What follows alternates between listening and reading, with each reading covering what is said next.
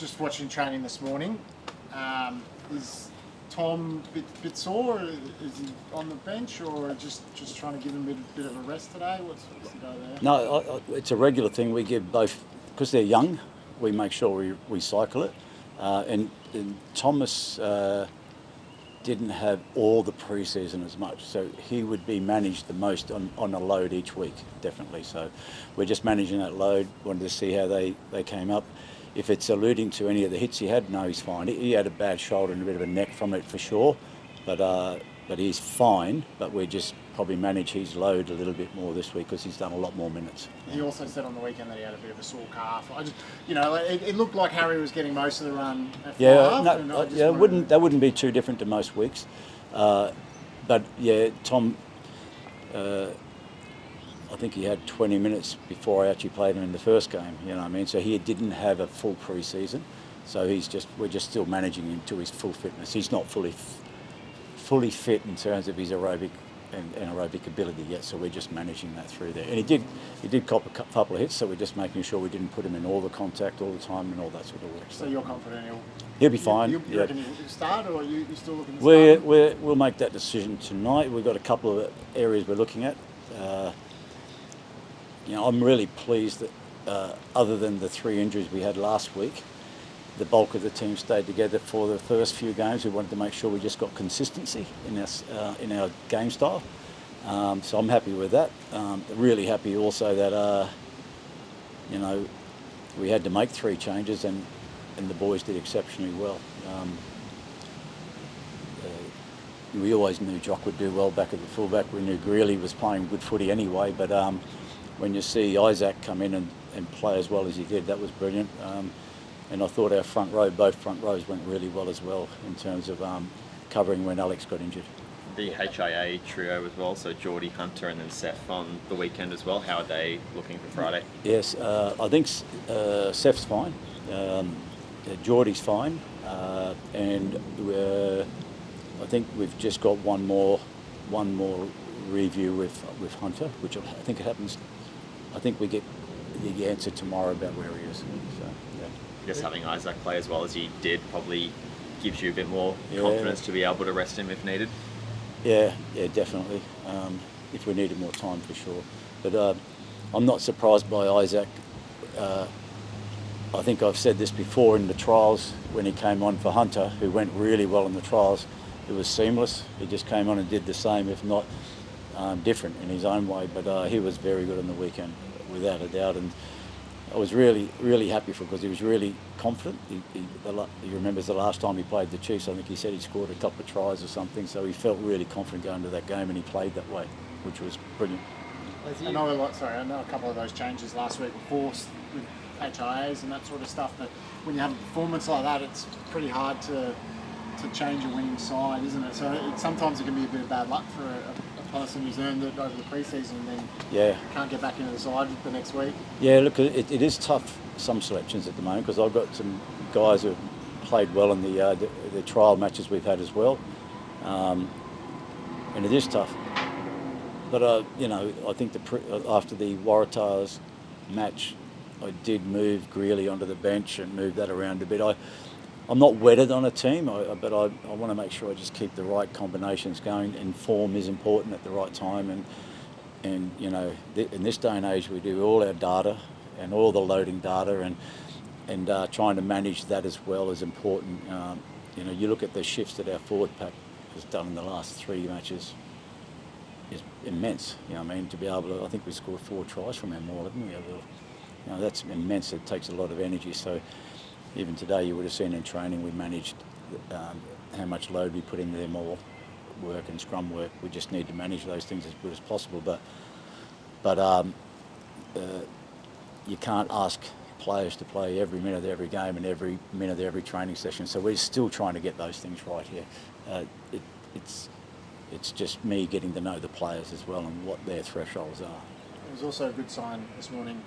Conor was able to train a little bit with the squad instead of running around by himself for a bit. So how far away is he? And I guess it's a difficult one as well because he's in the 2 places that you seem to have the best depth at the moment in fly half and in the centres and everyone's performing brilliantly, it might be difficult for him to get back into this side. Yeah, he's doing everything he can to be physically right. Tactically, he's been staying engaged with the game. I've said that before, working with the young fellas and Lawso. But he's getting more and more touches in key components of our drills. Still building the capacity of his legs and that, and his aerobic ability and all that. But he's getting closer. I think I would venture to say it by end of next week we'll be able to pinpoint where it will be. Yeah. And we touched on it before, but it sounds like Jordy fielding some interest from NRL with the Dragons and overseas rugby as well. Where do you sort of see Jordy's future here? Is he someone you guys have opened extension talks with, to your knowledge? Jordy is important to us. Look, we've got a line series coming up. Not only do we play them, but the Wallabies play them. I think that's a real big attraction for anyone of Jordy's age and profile to stay engaged. I think he's had 2 World Cups already. He'd definitely be a 3rd World Cupper. We're engaging, and we've got a Wales game coming up. If he's around here playing that, he might be with the Wallabies playing them. But we're trying to create programs here that people are really engaged and want to stay. But we feel pretty comfortable with what we're offering here, not only from the Reds' perspective, but with what Rugby Australia have in what they call this golden runway. He's right to be able to be prominent in those. So I would suggest that there's going to be talk. He's going to create interest for sure, and their agents will always try and pump those things up, no problem. But he's important to us, and we'd be willing to keep him. That's for sure. You come in from sort of on the outside. How important is that issue for you, just retaining the out and out rugby players from the code in Australia? I think it's front and centre. When I talk about the succession, I always put the retention first and then recruitment second, because once you know what you want to keep and make sure you're happy with that in the environment, so your retention part's important, and someone like Jordy is important with regard to who you want to retain. As I say, we've got a lot to offer in the game here in Australia over the next 5 years, and for my part, it'd be important. But yes, keeping good rugby players in the game is important as far as I'm concerned. He's, like you said, 2 World Cups, but do you think there's still room there for him? Like, he hasn't really hit his straps yet? Yeah, no, there's massive upside in Jordy. Not just Jordy, but in terms of him personally, I think he wants to grow his game and increase his distribution game, and increase other parts of his style, so he can fit many positions. Those types of players are very important to us, and I know he can play 15, 13, wing, but increasing other skill sets, other things that excites him, without a doubt, and as we develop who we are, we'd hope to see those things grow. The style of player he is, when he's on form, he's a crowd pleaser with the energy that he can bring. And I guess last time that Suncorp really packed out with 50,000 plus in that title year, Quade Cooper, Will Genia, the Digby Ioanis, they were those sort of crowd pleasing players after a hard year for Australian rugby. How important is players like that to bring in whole new fan bases? Yeah, I think everything should be done in a sustainable way, that's for sure. But someone like Jordy is important to keep here. He is the type of player that the fans will really, connect with. He's got something special, and he's super competitive, strong, big, powerful. And look, I feel comfortable that there's enough for us to offer that he'd be staying with us. On that Tommy Liner hit, are you surprised that even in the aftermath there wasn't any repercussions there? Because it's actually happened to Noah the week before as well. Yeah.